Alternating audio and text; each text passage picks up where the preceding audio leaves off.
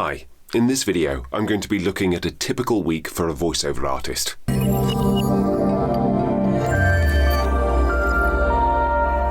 Now I know what you're probably thinking, and that is that there's no typical week for a voiceover artist, whether they're at the beginning of their career or whether or not they're a seasoned pro. As a freelancer, your week as a voiceover artist can vary hugely from day to day. But what first got me thinking about this subject was a blog that I wrote back in 2016, which was the first time that I actually had turned full-time as a voiceover artist, where I did talk about how I try to organize my time as best as possible, and you can check it out on my website. But basically, to distill it down, it was all about the importance of creating some form of structure, even if I didn't have any actual jobs to do. And that was basically by dividing my focus into three things, one of which was the performance side of things, so making sure I was either working with a coach when I could afford to work with a coach, and if not then, that I was imbibing other courses and information to make me a better performer, whether or not that was my own practice or looking at other references so I could get more ideas and techniques. Then there was focusing on the technical side of things at voiceover as well, so learning all about microphones and how to edit and sound treatment and all of that kind of exciting stuff. And then the third core element, which was marketing. So that was about coming up with your own voiceover brand. It was about looking at all of the different ways that you could get work, whether or not that's through agents or pay-to-play sites or freelancing sites or direct marketing, all of the above, and making sure that you were doing things in order to be able to pursue opportunities every single day, whether or not that was direct marketing or doing loads of auditions, etc., etc., etc. So the kind of main takeaway from that is that there was always stuff that you could be doing. There's always stuff that you could be doing, and that starting out especially, if you didn't have a lot of work to actually be doing the recording of the time, then you should be spending the vast majority of that time getting your brand out there and improving yourself as much as possible. So focusing on the performance side of things and focusing on the marketing side of things whenever possible, because that's really just time, and knowing that focusing more on the recording side of things will hopefully come. And gradually over a period of time, we redress this balance. So you get more work coming in, so you spend less time doing marketing or less time doing technical stuff. The technical side of things, for example, as we'll see in this week, because I've got this studio here and I've got my setup and I've spent lots of time and money on the technical side of things. Therefore, the technical focus is not a center point of my entire week in voiceover. However, it is still a feature. So I wanted to kind of touch on all of these kind of aspects by taking it day by day. And if you had any other questions that came up, then I'd obviously be delighted to answer them in the comments. The few other things I'd just kind of touch on very quickly. One thing a couple of people asked me about was in terms of warming up and voice warm-ups, generally speaking. And rather than showing you how I warmed up every single day, I've got a link to a video that is part of my Skillshare course, The Foundations of Voiceover, which is basically how I approach warming up for voice. I don't fully warm up every single day because I think it really depends, A, on the individual, and B, it depends on what work that I'm focusing on. So if I'm doing lots of character work, I will need to be on support, and therefore I'm going to be making sure that I'm really on voice and that I'm breathing from my diaphragm, etc., etc., etc. Sometimes, however, I will find that actually working on projection isn't really very helpful for me personally in terms of being able to get that nice conversational, engaging, real person tone that is sought after in a lot of voiceover. So I do focus on articulation because I know that's always been an issue for me, and that really involves the pencil test of putting a pencil in your mouth and talking through the text any number of times to work the articulators. Also working on my soft palate by stifling yawns, just to making sure that everything is free and easy and focusing on relaxation. But I go into that a lot more on that video. So I thought I'd make that a separate thing, which is accessible completely for free. You don't need to pay for the course. The course itself is also free. If you're a member of Skillshare, I think you can still sign up for a free trial there, so maybe check that out. But I just wanted to address that first and foremost. Another thing to bear in mind as a disclaimer is that because different people get their work from different kind of sources, again, whatever my optimum week is going to be would be very different from someone else's optimum week. So I don't work a lot in the pay-to-play sphere, and I don't book a lot of work through any of my agents specifically. I source work predominantly from direct marketing, which is the spine of my business, and also from freelancing sites, pay-to-play sites a little bit, but they're, to a lesser extent. So that will be reflected in terms of what my day-to-day life is like in VoiceOver. And before we actually get started with the week, it's good to kind of actually highlight that when I face up to a week, I've actually got something already in my diary. In fact, I try to have at least half of the week structured in some way, shape or form before Monday morning actually comes around. Now, I've again touched on this in a previous video, which is about time blocking, and it's essentially about making sure that all of the things in your to-do list you actually move into your diary in some way so that therefore you can allocate things. My whole thing is about that. Okay, yes, as a freelancer, I might not have any jobs on or only a handful of jobs scheduled for the week, but therefore it's my responsibility to allocate those things that are on my to-do list on the way and make time for them in my diary so that when it comes around to that time, if I've got nothing else to do that's come up that's urgent, that I end up doing those things that are on my to-do list that I need to prioritize. So I will kind of loop round back to that at the end, but starting out, as we can see very quickly from my diary here, I had things to be able to structure my time with to begin with, which I think is really important so that you're not rocking up first thing at the beginning and going, okay, what do I do? Where do I start? And leaving it to impulse. Ideally, you want to leave the impulse to when you're actually doing your voiceover performing, where you're tuned into your voiceover muse and you're making impulsive, exciting decisions, hopefully. What I don't want to be acting impulsively in is my day-to-day running of my business, my voiceover business, because that's when I can end up prioritizing things that aren't that important. I will focus on short-term distractions opposed to long-term gains and all of that kind of stuff. Okay, so without further ado, starting off with Monday. First thing to notice about every morning is that I try and get exercise in whichever way I can. And on Monday, Tuesday, Thursday and Friday, I always make sure that I work out at the gym just because the physical exertion is very, very important, especially when the job of a voiceover can be incredibly passive and sedentary. So I started by working out with that, and then I had a self-directed recording session with a long-standing client who specialises in e-learning work, which took about an hour and a half to do, which had been on the slate for some time. So it was very much into stepping into the known. Then I focused on content creation, and essentially this is where specifically I wanted to focus on the creation of short-term video content, which I can then publish on social media in order to get people who I potentially want to work with to engage with me, to know that I exist in any way, shape or form. So I prioritize by making, I set limits on what I should make and in how much time I should do it in as well. Because if I work to a time limit, I won't get distracted.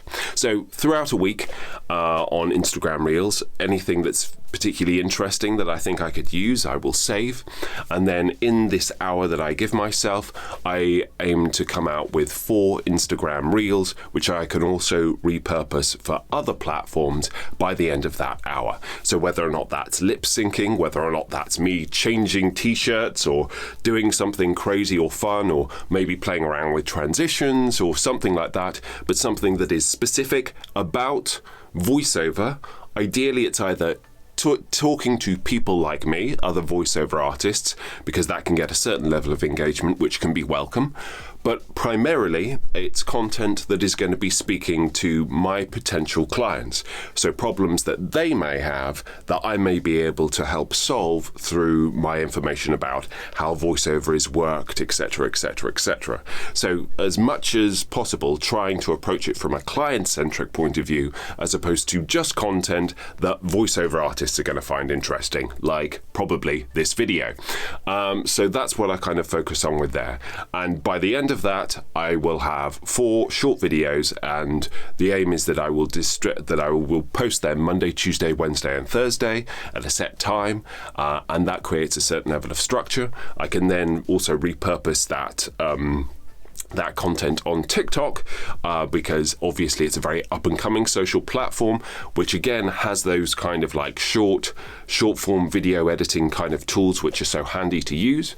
And then also what I do is depending on how well received and what I'm most proud of in terms of the content that I've made, I will repurpose that content onto LinkedIn, which is where the majority of my clients tend to hang out, to see whether or not that gets any engagement. And that helps me keep top of mind with people who are leads, who are prospects, people who I've worked with before, all of that kind of thing. In order so that I don't put myself too much on the spot, though, I always make sure that I have a little book with me, which I keep around in my office, or when I'm walking around the house, I'll still have it around with me, where I literally will write down ideas of either YouTube videos, such as this one, or any kind of like TikTok or Instagram ideas, anything that I think is a topic or a question that might be of interest. And then it means that I can literally go through this book and through a process of elimination, pick 4 things and run with them. So that took up the vast majority of my day. And then in the afternoon,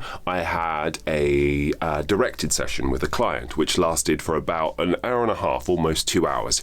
So that was where there were like 5-6 people connecting with me on Zoom, giving me lots of feedback. And this was again through a client that I'd managed to get through direct marketing, which was lovely. And then to finish the day in the evening, I actually helped run a accountability group for just a handful of voiceover artists. We've been doing it since the beginning of the year, and it's literally where we all just kind of like check in with each other. We go through how our week in voiceover has gone, the previous week, how it's gone, and then we kind of specify up to 3 things that we want to focus on in this week. And it's great in terms of keeping each other accountable, as well as seeing if there are any kind of like shared problems. If there's a specific issue that someone has, then they have a space to kind of like broach it. And, you know, if someone else has already kind of had to deal with that problem, then they may have suggestions. But it's a really nice way, and it's been one of the benefits, I suppose, despite COVID, in that it's kind of encouraged us to kind of like do this, is to create this sense of a little kind of community that we can maintain. So every week we kind of check in with each other, hold each other accountable to our targets, but it's just a nice way to kind of like engage with real life humans as well, because otherwise I'm talking to the microphone or this camera literally all day.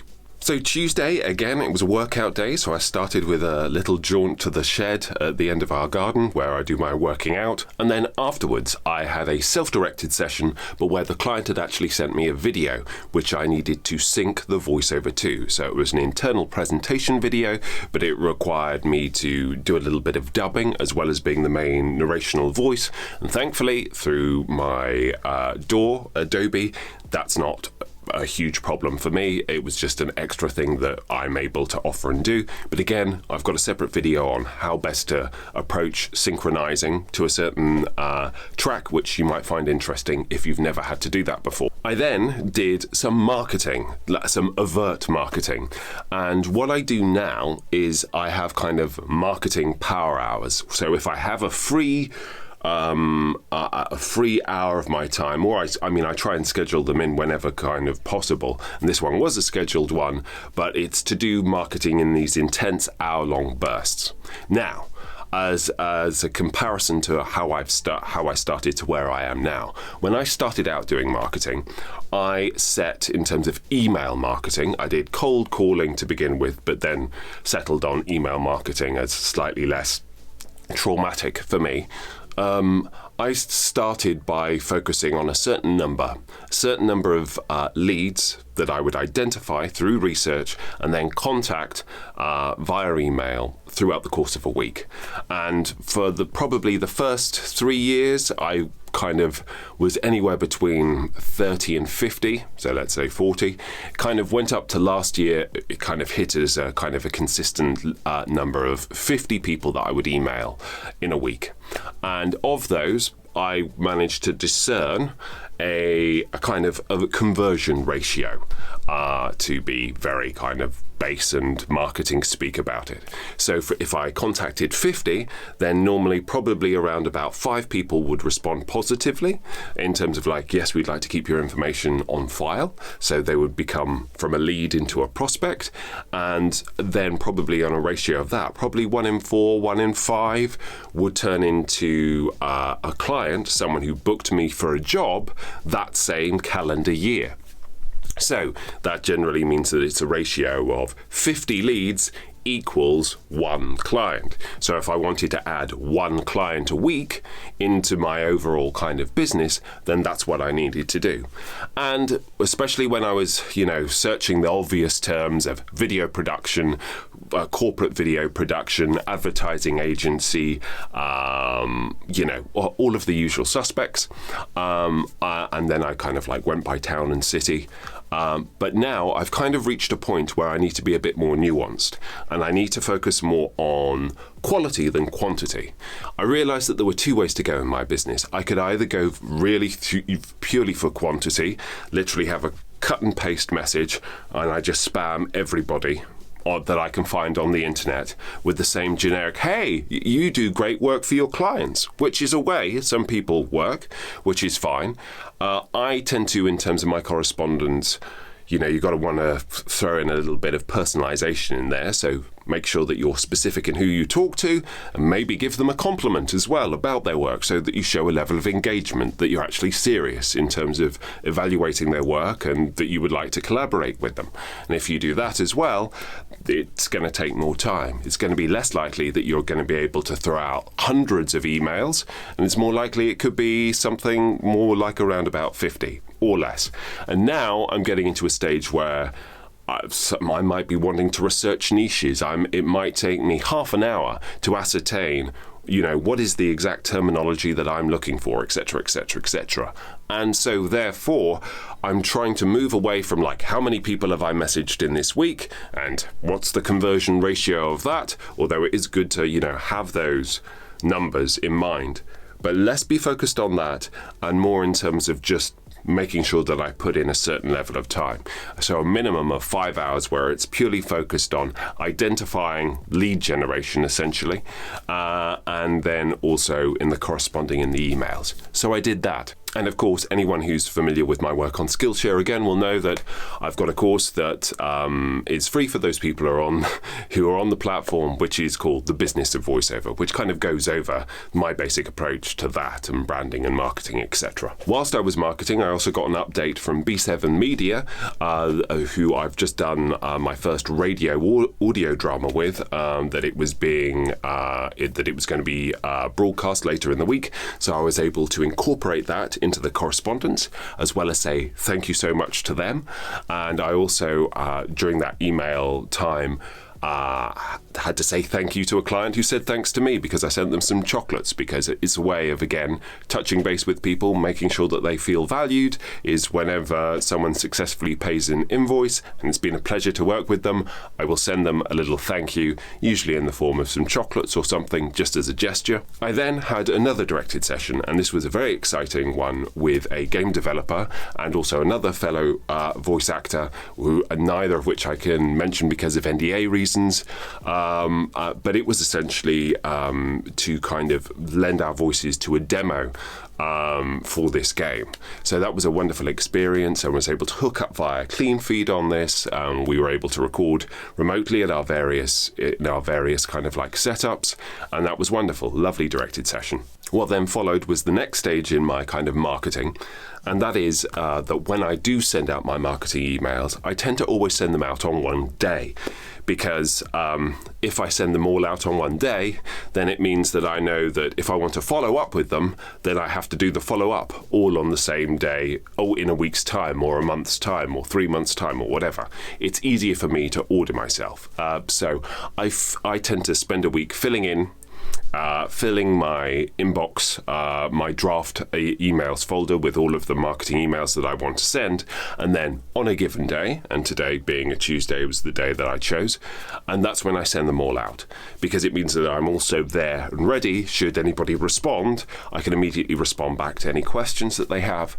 It's also the day where, in terms of follow-up emails as well, from previous weeks and previous months, this is when, through my CRM, I'm able to send those, en masse.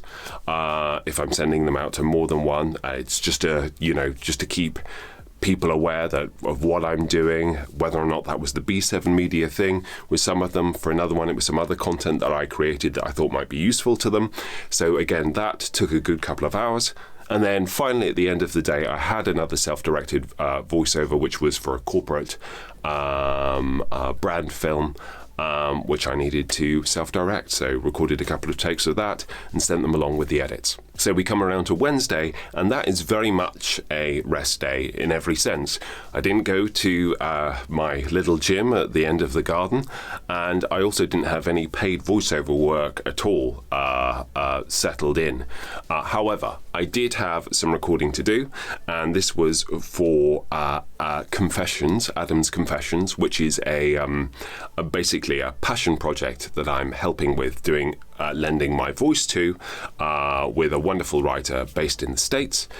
You can find it on TikTok at the moment now, and it was great to be able to kind of like lend focus and energy into doing something completely different, and I recorded about 2 or 3 scripts.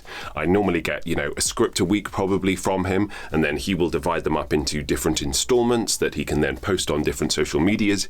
TikTok is where we have got our most traction, so hopefully that will continue. After that, I did some pay-to-play auditions, and just to kind of explain what my approach to pay-to-play is right now, it's never been a major focus for me in terms of my business. I've never been the type of person who has been able to who has settled to the mindset of, I'm just going to subscribe to as many pay-to-plays as I possibly can and just crank out the auditions left, right, or centre. And I think partly that's because kind of like post-COVID as well, those platforms have become even more saturated. It's partly because the fees on a lot of these platforms are incredibly problematic. And it can be very exhausting and emotionally draining as a result. So, I am a member still of a few, Bidalgo, Voices.com and Voice123, Voices.com obviously being the devil in many ways. I am extremely selective though in terms of what I take the time to audition for, because increasingly with these algorithms, they cater to people who are extremely selective. Well, some of them cater to people who are quite selective about what they audition for, as opposed to, they're looking for a male voice, so I might as well give it a go. And so I only audition for stuff that is over £500. Usually only if it's higher, which means that I rarely audition at all. And if something like that comes in every day, I will assess it. And if something comes in that I think is particularly suits my voice, bang on in terms of the niche, and it's at a sufficiently rewarding amount, then I go, okay, right, then I'll make the time to audition for that at the end of the morning or the end of that afternoon. But if it doesn't, then at the end of the day, it's not a priority to me. So there were 4 auditions in total that had actually come in that I thought were worth going for. So I spent my time doing that. I then spent an hour doing some YouTube video recording. Not this video, I hasten to add, that would be a little bit too meta, but one about directed sessions that you might have seen last week. So that was great in terms of the actual recording. I then spent some time doing some non-voiceover work because I'm a producer for Arrows and Traps Theatre Company. You may have heard of them, you may have not. They're wonderful, they're great, and we've got another project coming up in the new year, and so I needed to draft some actors' contracts for that, which was very important, and that kind of was a nice kind of like break from the YouTubing, because then I returned to the YouTubing to do the editing, which obviously takes, a bit like the editing of voiceover, a lot more time. But again, in terms of creating voiceover related content is always very important, and I've been able to pick up through the practice of doing these YouTube videos. I've been able to learn how to do video editing at a much quicker stage overall, which then I have applied to a lot of my other content, both for potential clients and also on my website as well, with my various videos like the Contact Me one and the About Me one, to again be able to create that kind of personal connection wherever possible, so people know exactly who it is that they're dealing with. In amongst there, I also incorporated a bit of a dance break, which is, basically an example of the worst dad dancing ever. Is it ironic? Who can say? But it also was a kind of a pertinent example of, I'd ordered a couple of lights to help with my YouTube and content creation and all of this kind of thing. And it was actually good that I scheduled in a full hour to really properly play around with this stuff. This is part of my kind of tech stuff now. Even though that the recording situation in here is generally great, and I've got my backups and all of this kind of thing, I still want to find time to invest in the technical side of my business as much as possible. And this is an example of that, in order to be able to hopefully improve my video quality in the future and all of that kind of thing. I wanted to look at my lighting setup. And it's one thing buying this stuff when you can, but it's another thing actually taking the time out to properly know how it works and how it could best aid me.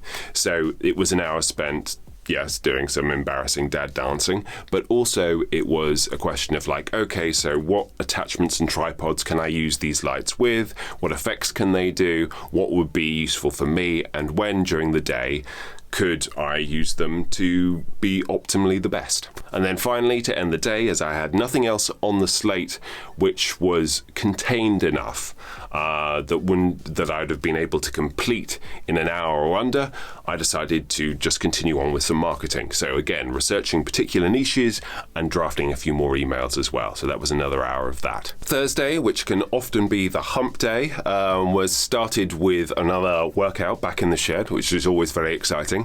And then, as you can see, Honey, my studio cat, threatened to throw herself off the top of my studio door. It was already going crazy at this stage during the week. However, despite that, there were things to do. First and foremost was for me to go through some publicity headshots that I'd had done a couple of weeks ago. So I had to proof and finally confirm the selection. These were images which basically reaffirm my existing brand on my website. Essentially what I wanted it was for this YouTube channel, in terms of the thumbnails, to be a lot more consistent and linking to my existing brand, whereas I'd felt that up to a point, because I'd run out of images, it was all becoming a bit like generic YouTube kind of thumbnails, which isn't necessarily me. It's kind of fun, but at the same time, brand continuity would be nice. And having more photos of me that I could use for my voiceover brand would be nice. So I had made that investment in a photographer, and now it was a question of starting to use some of these via Canva to adapt them for the first upcoming YouTube videos as well. So making that final selection took a bit of time, but it's good to really properly take the time to go through all of these things, and then finally starting to utilize this publicity in my Instagram stories as well as, my YouTube videos and everything. After that, I had another hour scheduled in of just going at it with the marketing for an hour, and after that I'd actually got a ping from my email box that one of the pay-to-play jobs that I'd applied for I'd actually got, which is not how it normally works at all. It's normally absolute dead silence with pay-to-plays, for me anyway, because of the small number of jobs that I apply for. But got that booking through Voice 123, so immediately wanted to record it as soon as possible because it was there. Sent them 3 takes and submitted that. What then followed on from that was a scheduled Zoom call, basically to focus on my website's SEO. Now, SEO was something that I'd worked on previously with voiceover actors' websites, with Karen Bath, who was wonderful and who kind of like gave me the whole lowdown on SEO, and I was able to apply it to a certain degree with my website. But I kind of reached a stage, that was a few years ago, where I really wanted to try and really fully optimize, get someone to really optimize my SEO on my site, just to see how far I could push it. So it was great to spend time talking to someone who was going to be directly applying it for me onto the site, onto my Squarespace site. They're a specialist in Squarespace SEO. So we'll apply it for me. Then they're going to tell me what they've done and how I'm best going to maintain that going forward. So they'll do everything for me and then also teach me the rules, which means that I pay more for that than if they just told me what to do and then I try to apply it to myself. And I can see then whether or not, well, obviously if you can afford to try and keep every aspect of your game to its highest degree as possible, that's always great.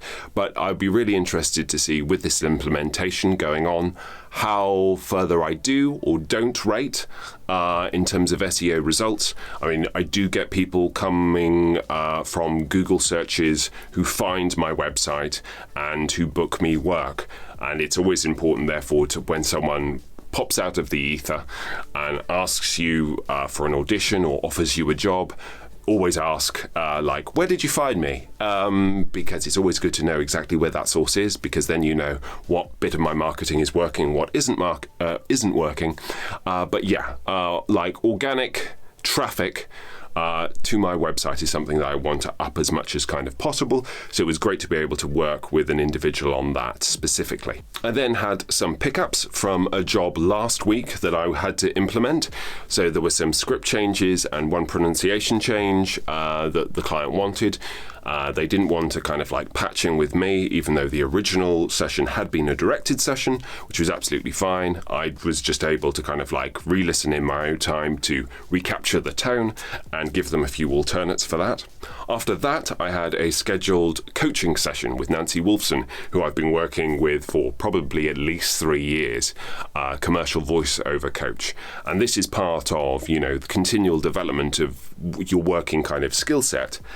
I'm in a position now where I can afford that consistent coaching once a week with either Nancy or my acting coach, Gary Condes, who I'd very much recommend, or, you know, if I see a workshop that I really want to do for a particular reason, then I'll invest in that. And I try and make sure that there's at least an hour of professional one-to-one tuition in my week every week.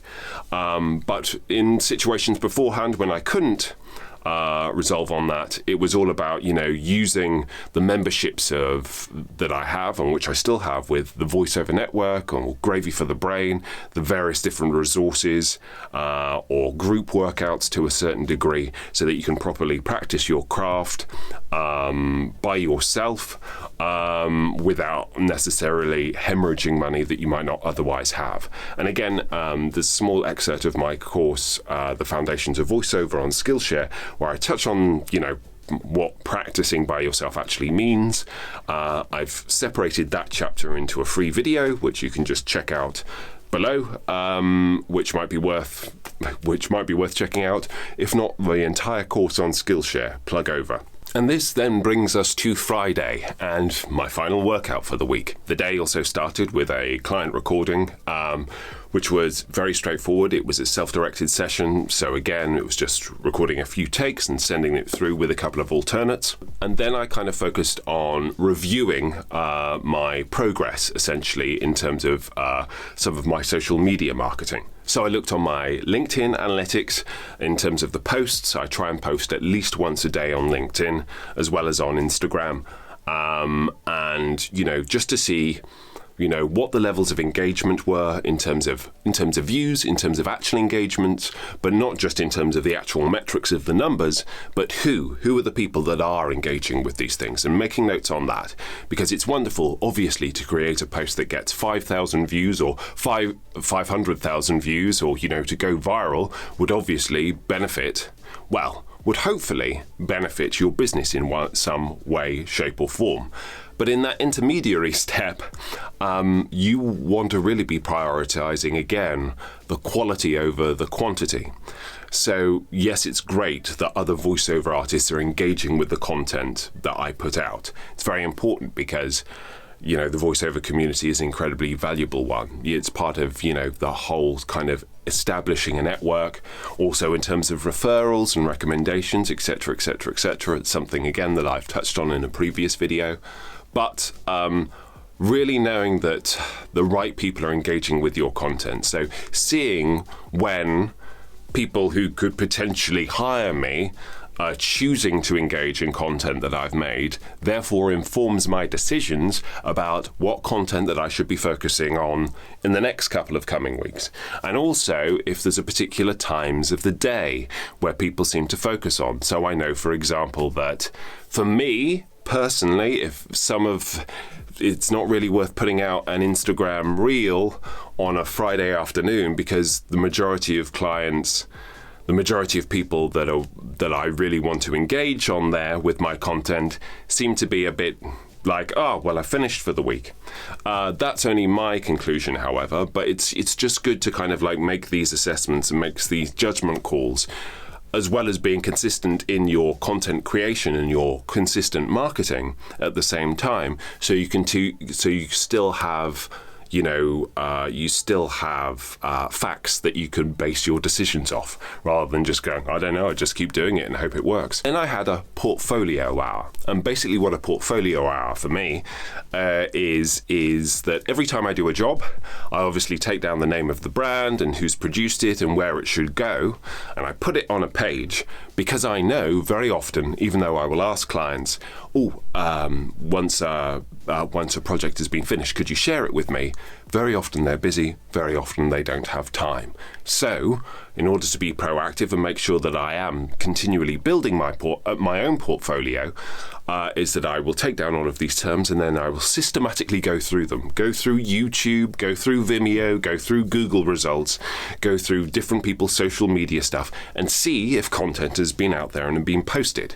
And lo and behold, there were a couple of videos that I found this week, which would be great examples, because of the production values and hopefully my performance as well, that I would want to incorporate in my website and in future communication. And because I'd taken that time out to find that stuff, I was able to do so. The next thing after that was researching virtual assistants. And I've spoken before about, the benefits of outsourcing lead generation. Currently, I'm looking for someone in my business who could help me with various aspects of my marketing, because obviously it's taking up a lot of time, along with the content creation and the editing, etc., etc., etc. So I'm looking for someone to play a more hands-on role with certain aspects of my business. And so I wanted to devote a good 2 hours to kind of like shortlist candidates.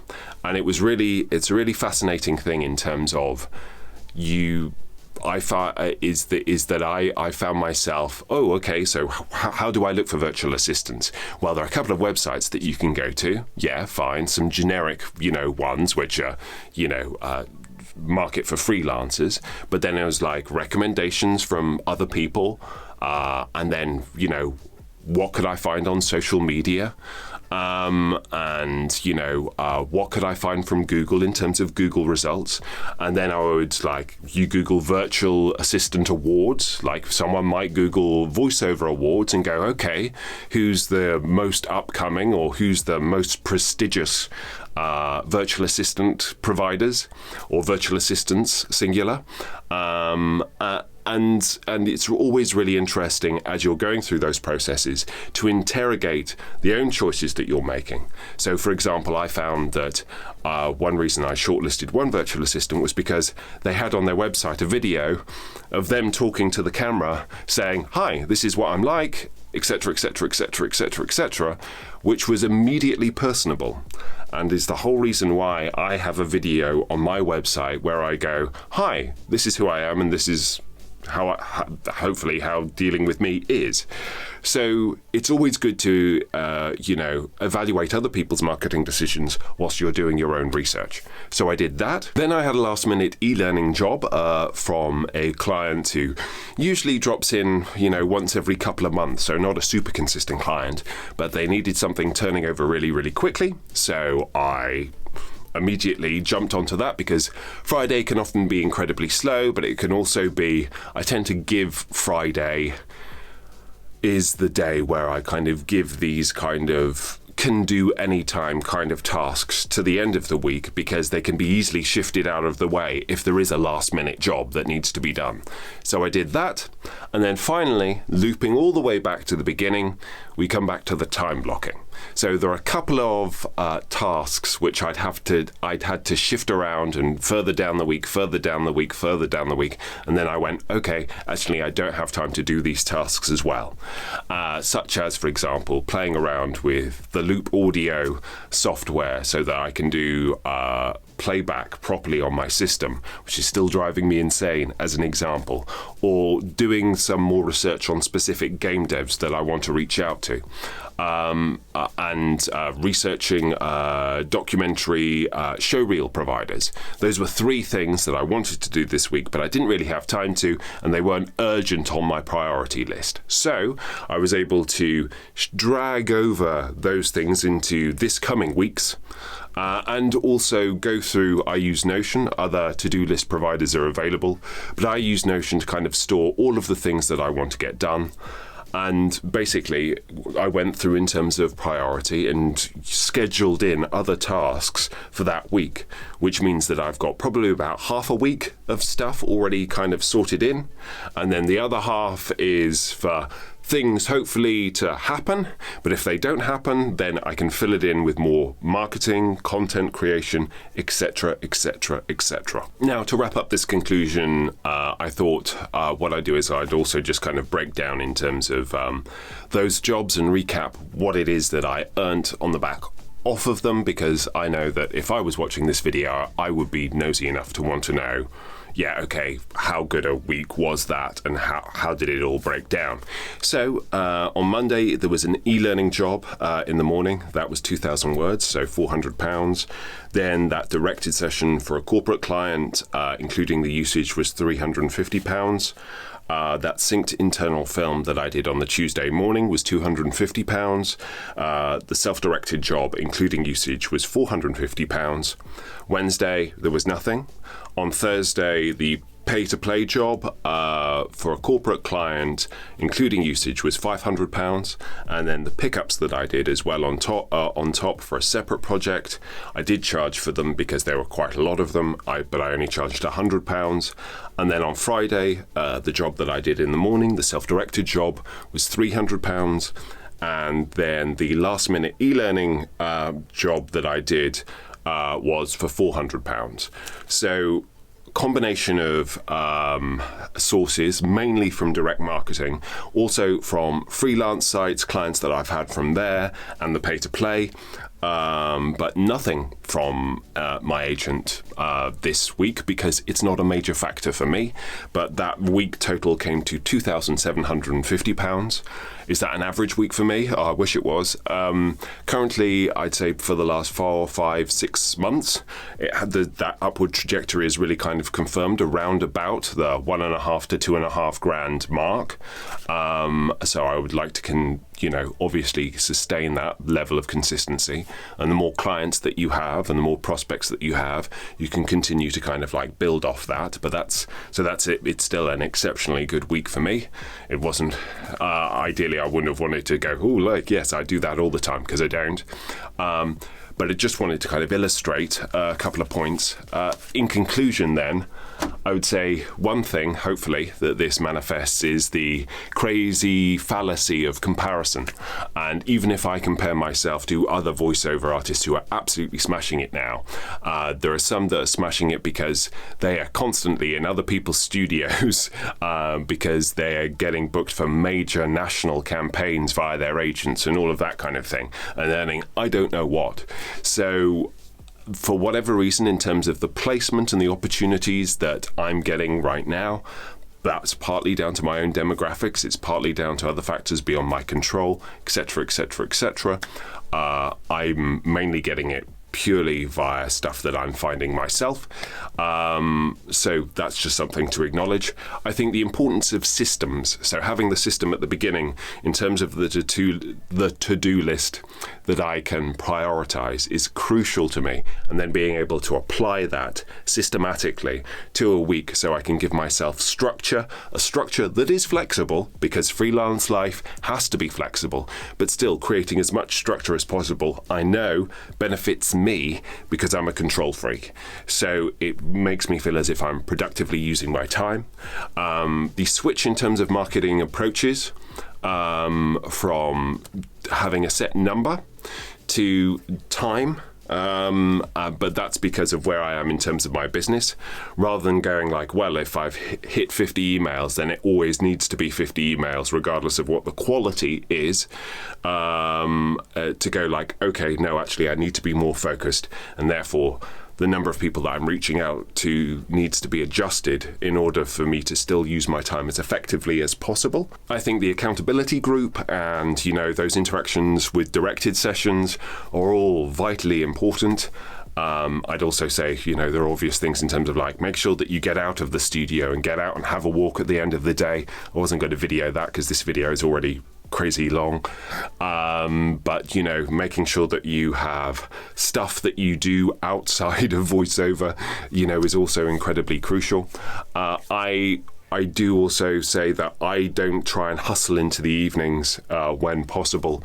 What I do is, like, if for example I know that I might have to do a bit of recording at the weekend, then what I will do is I will estimate how much time that will take, and I will try and deduct that from my work hours. So, if I know I'm going to have to work for 2 hours on a Saturday, maybe I take two hours off on a Thursday afternoon as a break, because in terms of health, life balance, I want to get out of the whole hustle culture as much as possible, although I understand its appeal and all of that kind of stuff.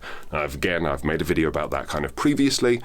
I know what doesn't work for me, and fundamentally it's kind of that balance all the way through that you're kind of hitting on, focusing in on the performance as much as possible when you can to keep your skills as sharp as you possibly can, as long as you're working in an effective way.